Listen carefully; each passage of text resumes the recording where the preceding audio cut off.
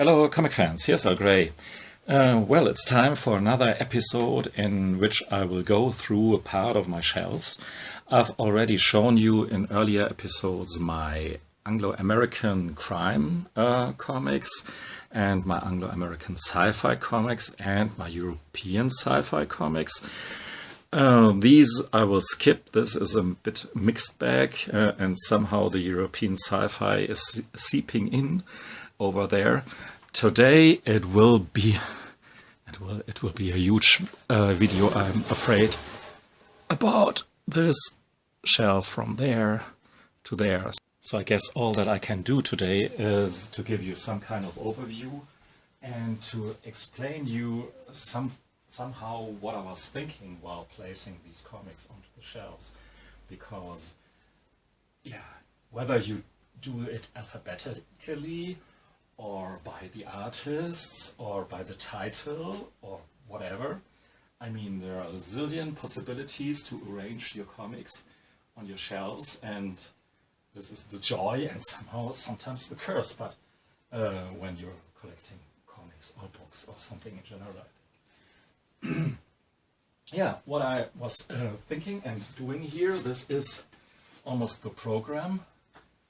An illustrated classic comic, not the best comic of them all, but it's called Die Zeitmaschine, the time machine, and somehow this stuff here is a big time machine for me. I start here almost with the Stone Age, or rather actually with the Big Bang, because Jens Harder, the German Jens Harder, gave us an overview about world history from the very beginnings through the first stages of evolution up to the human civilization in these two wonderful tomes. And then we come to the Goddamned and Atu by Sam Glansman. So you can see here we have some Anglo-American creators here as well, like Mesolith. Next to Mesolith is Tunga, a series by Edouard Edon, about living in the Stone Age, how it was living in the Stone Age. So, yeah, maybe Conan without all the fantasy stuff. After the invention of letters and scripture, we arrive in the realm of Mesopotamia, and Jens Harder had tried an adaptation of the Gilgamesh epos. I found the Epic of Gilgamesh done by this father and son team of the Dixons far more readable than Jens Harder's trial, but it's very hard to do a comic, I guess, about this old saga, of course. Whether Polonius by Tardi fits in here, I don't know.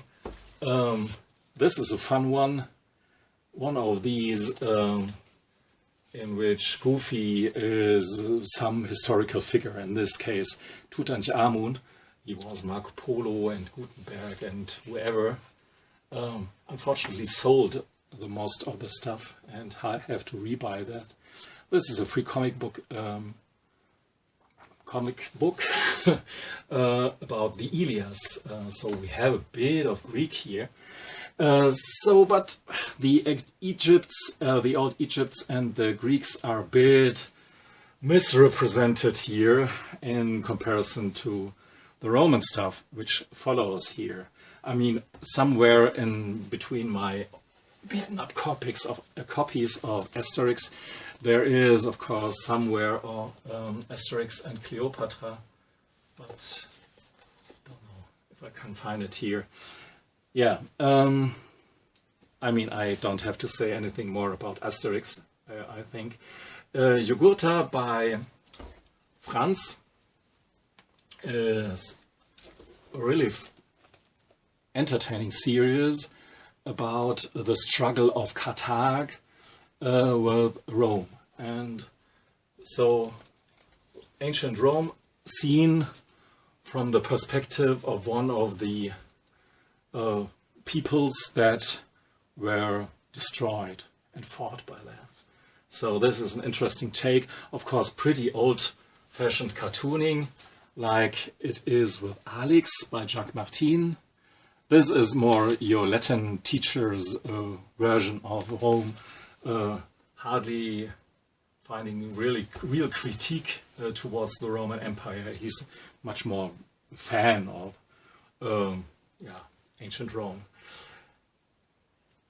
Totally in contrast to Jean-Yves Mitton's take on Rome, we have two different series by him here, by Victus and Messalina. Messalina is downright actually more porn than historic comic, or comic about historic events. So I don't want to know if I really continue with it, because what really interests me is the specific timeline, and this is a bit downplayed here. In Very Victus we have a female slave, so we have lots of sex stuff here, but it's more used, even you can say it's sexploitation, but it's more used in for the story itself, and to portray the harsh conditions under which the people lived in this very old school cartooning style here. More slicker, more photorealistic take on ancient Rome is Morina, written by Dufault and drawn by one Delabie. Later on it was drawn, or the more recent albums were drawn by one Dio. I had to get used to the art, which is just a bit too beautiful.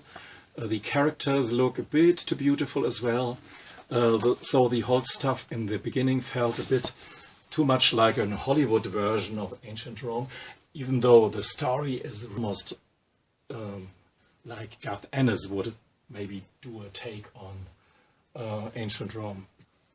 So the last book devoted to ancient Rome on that shelf here is a sketchbook with drawings by Philippe Delabie and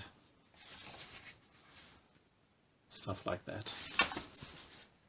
After the Roman Empire there was the time of the Barbarian invasion, when all the people in Europe started to move for mysterious reasons, and it's for many historians still a big riddle to solve.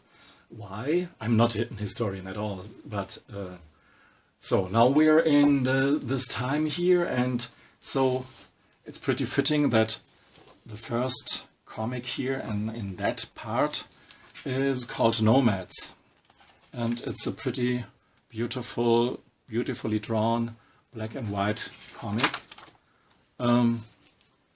by Auclair and Riondet, and followed by another book drawn by Jean-Yves Mitton, but this time about Attila and how the Huns from Central Asia moved into Europe.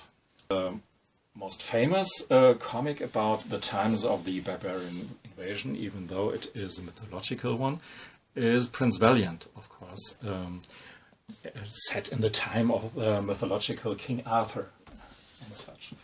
So these are the beautiful reprints by Fantagraphics, which I did a video about it, and Roland Ritter Ungestüm by François Krenhals. After that we're in a time that we call the medieval age, and so we can witness different aspects of it, like with this book here called Die Druiden, the Druids, about the conflict of the old beliefs, the old religions, with the new one, with the Christian religion. Of course done in a very glamorous, again a bit Hollywood-esque, sensational manner, and you have to get used to the art style, but I found the subject matter very interesting, so I collected the series here. And then we're in Viking territory. I mean, obviously you see here is thorgal all over, a huge run of thorgal, and the spin-offs of thorgal, and here we have by Don Lawrence of Trigan and Storm fame. Before he did the science fiction series, he did the series about Karl den Wikinger. I mean, I guess he had several different names in depending on which language it was translated. But as you can see here, pretty crisp black and white art, and pretty dense and a bit convoluted and very old-fashioned stories, but very enjoyable just for me, because I'm old-fashioned as well. So I don't think I can or want to talk today about all the thorgal books here. I mean, I have to take a deeper dive into thorgal in a future video without a question. But we have here the all the spin-off series drawn by different creators. And this is continued down there. Thorgal's youth, and about his daughter Lupine, who can talk with the animals. And the main villain, Christe Valnor, who is actually rather much more than just a villain, but a very complex character. So the spin-offs are very interesting comics in their own right. And here we have my huge, how they call them, almost artist edition stuff here, even though it's just the same stuff, the Thorgal comics in black and white, and unfortunately in French. So beautiful books. If you can read French, I would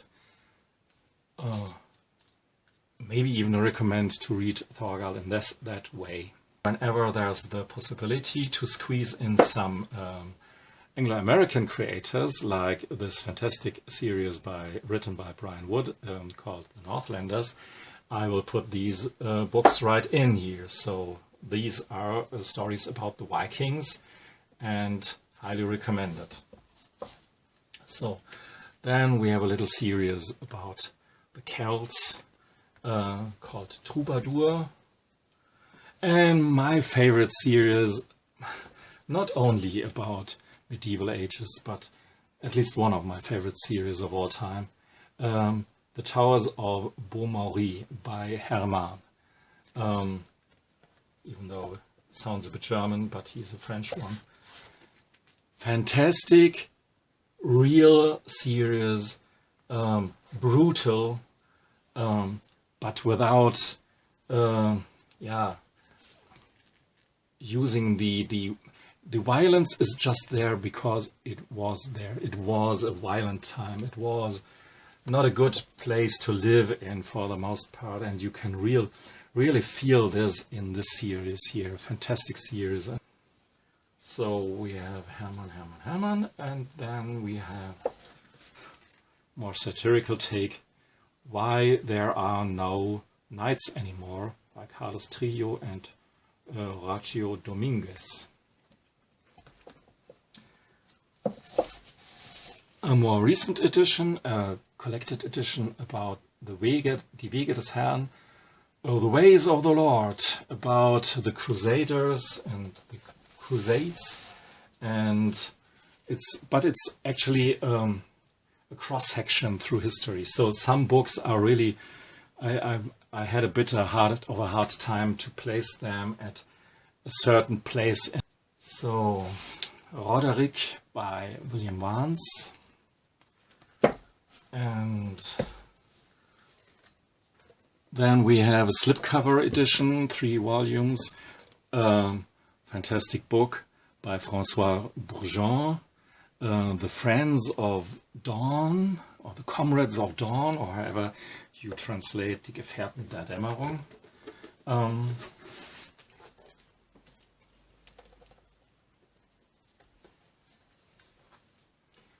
And then we are on the Iberian Peninsula with El Cid by Antonio Hernandez Palacios, with a very unique art style, very colorful, very intense. A Franco-Belgian cartoony classic, Robin, persiflage of Robin Hood, a series of one-pagers. One more of these goofy ones, now he's Marco Polo. And another series drawn by William Vance Ramiro. And wonderful stuff, like every comic by William Vance, in my opinion. I did a video about these series as well. Then recently pulled out this one here, a cartoony version of Jeanne d'Arc by F. Moore. It was seemingly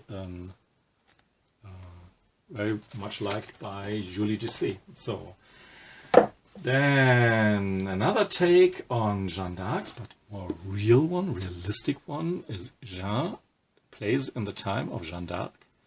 And it's by Jacques Martin, but this time he wrote the stuff, and Jean Plaire drew it, but very much true to Jacques Martin's house style. Very classic, old school, precise, Ligne Claire style. One shelf below we have Yen Volume 2 and 3, and biography of the real Dracula by Hermann, so the historic figure that later on became the vampire in the tales. So here's a fantastic book, not only very well made, one of these Gesamtausgaben from the publisher called Splitter. The 7 Lives of the Falcon. Starts about 1600, about the French nobility and their decadent lifestyle, and a fantastic plot. Really one of these historic novels after which you feel you have really a bit better insight what happened way back there. Like Leaves in the Storm. Can't tell you too much about this story, even I had the feeling that I enjoyed it 30 years ago when I read it the last time. So, and here's one of my IKEA boxes. Yeah, here we have another series of Jean-Yves Mitton, and maybe his strongest one, Quetzalcoatl, about the Conquistadors, and yeah, all the brutal stuff that came with them into the world of these ancient cultures in South America.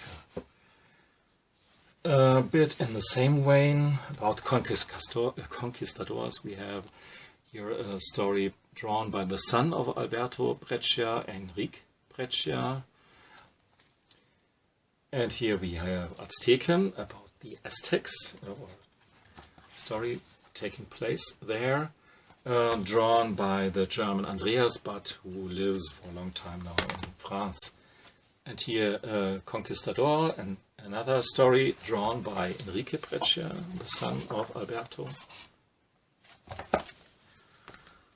The big India swindle, one of the highlights, I guess 2 years ago,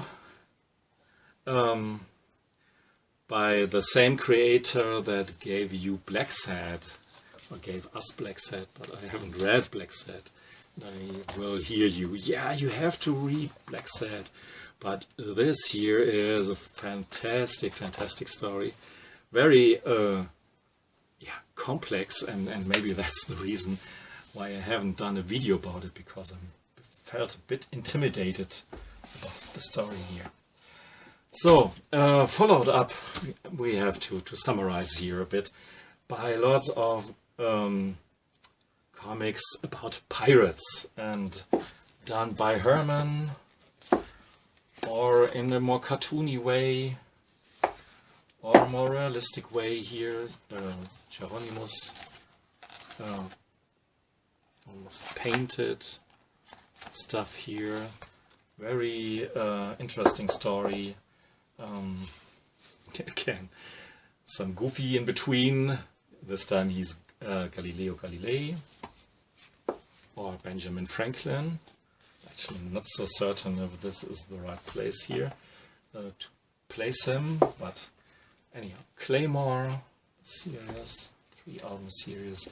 The Red Corsair, you know, the pirates in Asterix, they're actually a parody of this series here, and his man. This comic came before Asterix. But Asterix became obviously much more famous later on, even though this is a very nice fantasy and adventure, not fantasy, adventure series. More recent addition to my pirate comics here is Long John Silver by Xavier Dorisson and Mathieu Lefray.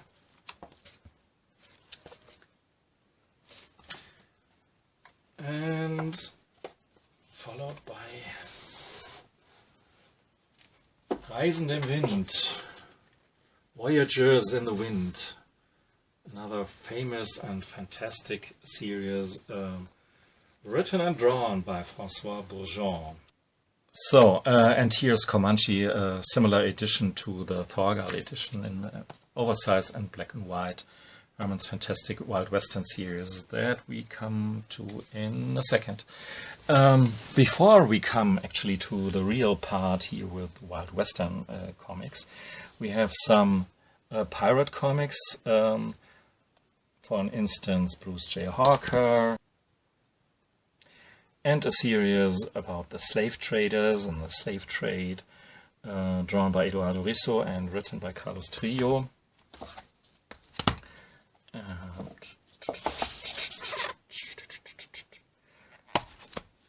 Bruce J. Hawker, the second volume,